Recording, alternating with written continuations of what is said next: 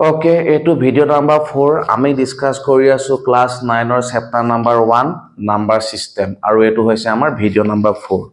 video number 1 ত আমি natural number whole number আৰু integer শিকিলো ভিডিও নাম্বাৰ 2 ত আমি ৰেশনাল নাম্বাৰ বিষয় শিকিলো ভিডিও নাম্বাৰ 3 ত আমি ইকুইভ্যালেন্ট ৰেশনাল নাম্বাৰ আৰু কোপ্ৰাইম নাম্বাৰ কাক কয় তা শিকিলো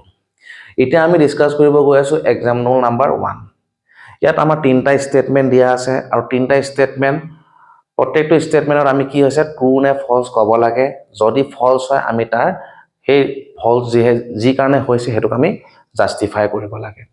এতিয়া তোমালোকে স্টেটমেন্ট 1 টো চোৱা every whole number is a natural number statement 1 ত কি আছে এভৰি লিখি লোৱা সবে whole number every whole number is a natural number every whole number is a natural number তাৰ মানে কি কৈছে প্ৰত্যেকটো হোল নাম্বাৰে নেচাৰেল নাম্বাৰ বুলি কৈছে গতিকে আমি হোল নাম্বাৰ কি হয় নেচাৰেল নাম্বাৰ কি হয় যিখিনি ষ্টুডেন্টে জনা নাই তোমালোকে ভিডিও নাম্বাৰ 1 টো চাব লাগিব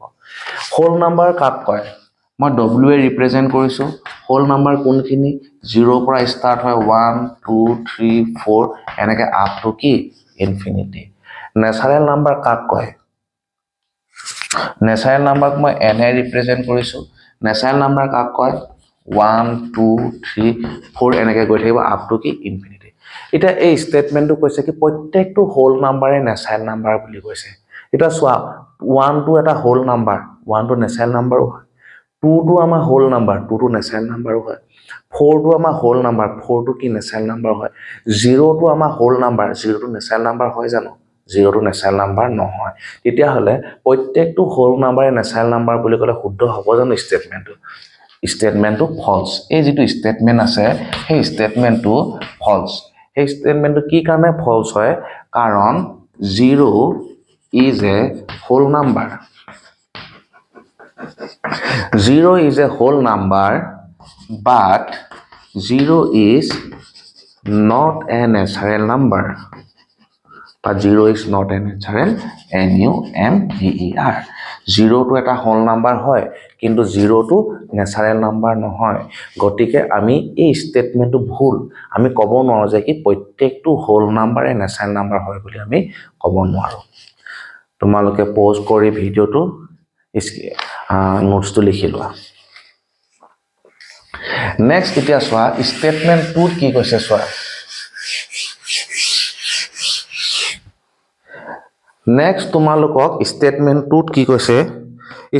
স্টেটমেন্ট 2 কৈছে কি every integer is a rational number প্ৰত্যেকটো ইন্টিজাৰ ৰেশনাল নাম্বাৰ বুলি কৈছে ঠিক আছে তোমালোকে লিখি লোৱা every integer is a rational number every integer is a rational number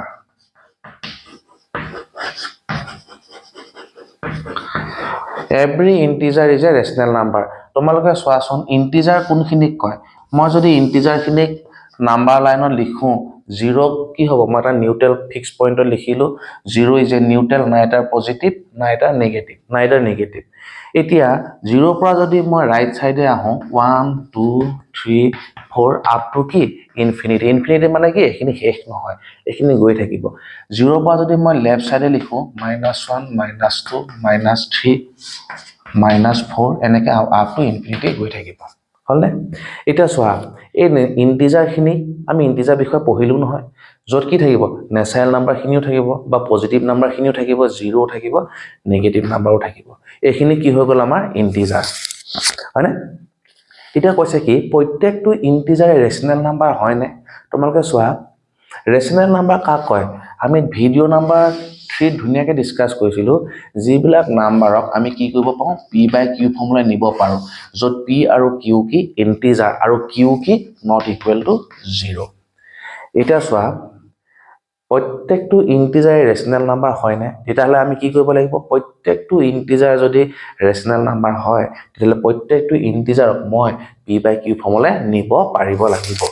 p/q formula কি হ'ব লাগিব নিব পাৰিব লাগিব এটা চোৱা মই এটা 0 ক p/q ফৰ্মুলা নিব পাৰিম নে 0 ক মই 0/1 লিখি দিলো p/q ফৰ্ম হৈ গল p 0 হ'ব পাৰিব একো নাই p যিকোনো ইন্টিজাৰ হ'ব পাৰে খালি q 0 হ'ব লাগে আমি আগত পাই আহিছো so p by q formula লৈ গলো সো 0 এটা কি ৰেশনেল নাম্বাৰ 1 ক মই 1/1 ললো p by q ফৰ্মুলা নিলো সো 1 টো কি integer rational p by q formula নিলো সো 1 টো কি হৈ গল আমাৰ ৰেশনেল নাম্বাৰ হ'ল 2 টো এটা কি ইন্টিজাৰ 2 ক যদি মই p by q ফৰ্মুলা নিব পাওঁ 2/1 p by q ফৰ্মুলা লৈ গলো তাৰমানে 2 টো কি এটা ৰেশনেল নাম্বাৰ ঠিক মই 3/1 লিখিলো 4 ক মই কি লিখিম 4/1 লিখিলো 4/1 মানে কি 4 হয় নহয় 2/1 মানে কি 2 হয় নহয় চোৱা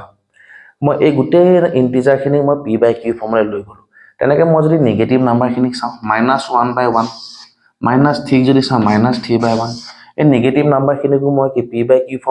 ফৰ্মুলা নিলো নাই নিব পাৰিলো তাৰমানে কি প্ৰত্যেকটো ইন্টিজাৰে ৰেশনেল নাম্বাৰ হয় নে প্ৰত্যেকটো ইন্টিজাৰকে মই p by q ফৰ্মুলা নিব পাৰিলো গতিকে প্ৰত্যেকটো ইন্টিজাৰ কি হ'ল আমাৰ ৰেশনেল নাম্বাৰ হয় সেই ষ্টেটমেন্টটো কি ট্ৰু এই ষ্টেটমেন্টটো কি হৈ যাব আমাৰ ট্ৰু হবনে এটা নেক্সট আমি কি চাম এটা কিতাপত দিয়া আছে true because every integer m can be expressed in the form m/1 so এটো যদি m হয় তেলে মই ইয়াক এটো যদি m হয় এটো যদি 2m হয় মই এটো m/1 লিখিম এটো 2 হয় 2/1 লিখিছো এটো 3 হয় 3/1 লিখিছো এটো 4 হয় 4/1 লে ৰিপ্ৰেজেন্ট কৰিছো এটো যদি -3 হয় -3/1 কৈছো এটা যদি আহিলে আহি ইয়াত বলে এটো যদি m হয় মই তাক m/1 ৰিপ্ৰেজেন্ট কৰিম m এ পাম বুজি পাইছানে হেতু কথা তাৰমানে ডেফিনেটলি কিছে যদি এটা ইন্টিজাৰ যদি m হয় তাক আমি কি m/1 ফৰ্মুলা নিব পাও m/1 মানে কি p by q ফৰ্মুলা নিব পাৰো সো এভৰি ইন্টিজাৰ ইজ এ কি ৰেশনেল নাম্বাৰ নেক্সট তোমালোকে স্টেটমেন্ট 3 টো চোৱা নেক্সট তোমালোকে স্টেটমেন্ট 3 টো চোৱা example 1 every rational number is an integer এটো স্টেটমেন্ট 3 every rational number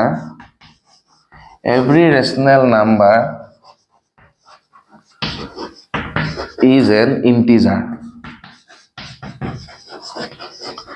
প্ৰত্যেকটো ৰেশনেল নাম্বাৰে ইন্টিজাৰ বুলি কৈছে এটো একদম ভুল মই চোৱা ৰেশনেল নাম্বাৰ কাক কয় p by q মই 7/2 লৈ ললো এই 7/2 টো কি p by q ফৰ্মত আছে এই 7 p by q ই এটা কি ৰেশনেল নাম্বাৰ হয় ই এটা কি ৰেশনেল নাম্বাৰ হয় কিন্তু 7/2 এটা কি ইন্টিজাৰ হয় জানো নহয় মই যেতিয়া ইন্টিজাৰৰ নাম্বাৰ লাইনডাল লিখিছিলো কবাত মই 7/2 লিখিছিলো জানো নাই লিখা হয়নে 7/2 মানে কি 3.5 7 ৰ যদি 2 এ ডিভাইড কৰো 3.5 জয় যেতিয়া মই নাম্বাৰ লাইনডাল লিখিছিলো মই এফালে 0 লিখিছিলো 1 লিখিছিলো 2 লিখিছিলো 3 লিখিছিলো 4 লিখিছিলো 3.5 ইয়াত আহিব মই 3.5 ইন্টিজাৰ পঢ়াতে লিখাইছিলো জানো নাই লিখোৱা গটিকে কি হল 7/2 এটা ৰেশনেল নাম্বাৰ হয় কিন্তু 7/2 ইন্টিজাৰ হয় জানো নহয় সো এই স্টেটমেন্টটো কি হ'ব আমাৰ ফলস এই স্টেটমেন্টটো কি হৈ যাব আমাৰ ফলস মই তোমালোকক আৰু ডেসিমেল নাম্বাৰ দেখাই দিম 0.5 ৰেশনেল নাম্বাৰ হয় নে নহয় 0.5 ক যদি p by q ফৰ্মুলা নিব পাৰো